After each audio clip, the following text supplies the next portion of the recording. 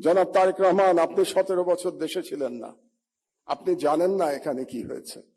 আপনার বিশিষ্ট লোকজন আপনাকে যা বলেছে এটাই আপনি শুনেছেন, এবং এখন যারা মিডিয়ার নতুন বন্ধুরা আপনাকে যেটা বলছে সেটাই আপনি শুনছেন, এবং সেটাই আপনি মনে করছেন এটাই বাংলাদেশের 17 বছরের ইতিহাস। বাংলাদেশের 17 বছরের ইতিহাস এটা না। দেশের মানুষের সাথে কি হয়েছে এখানে মাহমুদুর রহমান সাহেব বলেছেন একটি উদাহরণ দিয়ে। ওনার প্রতি পূর্ণ সম্মান রেখে আমি বলতে চাইছি, ওনার সাথে ওনার রক্তমাখা ছবি এখনো আমার চোখের সামনে ভাসে। কাজেই ওনার সাথে কি হয়েছে আমি যেমন জানি, রুহুল আমিন গাজী সাহেবের সাথে কি হয়েছে, যেভাবে উনি মৃত্যুবরণ করেছেন জেলের মধ্যে, সেটি আমি জানি।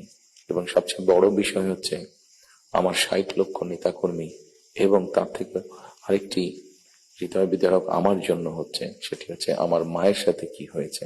কাজে এই ঘটনা যদি আমরা সকলে সবগুলোকে এক করি, তাহলে যারা দেশে ছিলেন আপনারা, তারা অবশ্যই আমার থেকে একটু বেটার ভালো জানবেন। তবে আমি একদম যে জানি না বোধহয় বিষয়টি তা নয়।